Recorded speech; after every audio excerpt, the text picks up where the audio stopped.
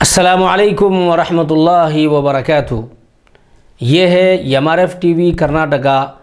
میں ہوں آپ کا میزبان جرنلسٹ ڈاکٹر حافظ عبدالوہاب کرناٹکی۔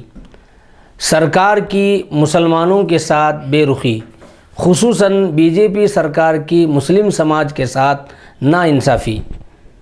پچھلے دنوں نرگن میں سمیر نامی ایک نوجوان کا قتل ہوا، یہ بات سب جانتے ہیں۔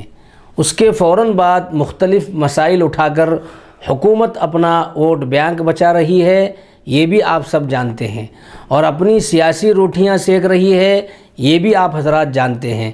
لیکن ناظرین، آپ کو معلوم ہے شیموگا میں بھی ایک نوجوان ہرشا نامی جو کہ بجرنگ دل کا کاریہ کرتا تھا، اس کا بھی قتل ہوا۔ لیکن BJP حکومت دو راہ روی کی حکومت ہے۔ ہرشا کو 25 لاکھ روپے دیتی ہے معاوضے کے طور پر، وہیں سمیر کو کچھ نہیں دیتی۔ یہ کجروی اور ظالمانہ انداز حکومت کا ہے۔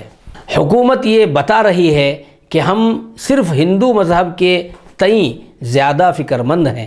مسلم قوم کے سربراہ و قائدین سیاست کی کرسی چھن جانے کے ڈر سے خاموشی کا مظاہرہ بھی کر رہے ہیں۔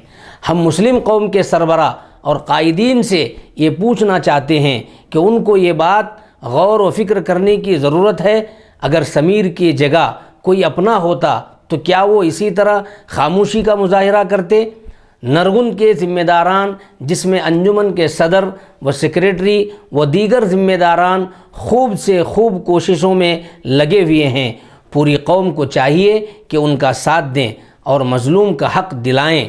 ساتھ ہی ساتھ ہم حکومت کو بھی یہ دباؤ ڈالتے ہیں کہ وہ دو رنگی چھوڑ کر مظلوم کا حق دیں، مظلومین کی بددعاؤں سے بچیں، ورنہ مظلوم کی بددعا سے کوئی بچ نہیں سکتا۔ جب مظلوم کی آہ نکلتی ہے تو بیچ کے تمام دیواروں کو توڑ کر سیدھا عرش سے ٹکراتی ہے، وہ خدا کی لاٹھی میں آواز نہیں۔ اگر مظلوم سمیر کا معاوضہ نہیں دیا گیا تو آگے چل کر حکومت کے خلاف بہت بڑا احتجاج بھی وہ کریں گے۔ آج کے لیے بس اتنا ہی، آئندہ پھر ملیں گے۔